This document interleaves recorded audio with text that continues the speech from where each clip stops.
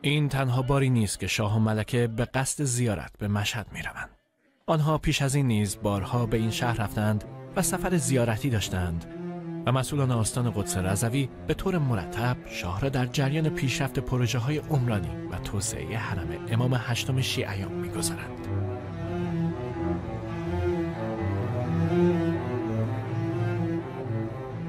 سفرهای مذهبی شاه محدود به مشهد نیست. او چندین بار به عربستان نیز سفر می کند و با حضور در کعبه مراسم و مناسک حج را به جا می آورد.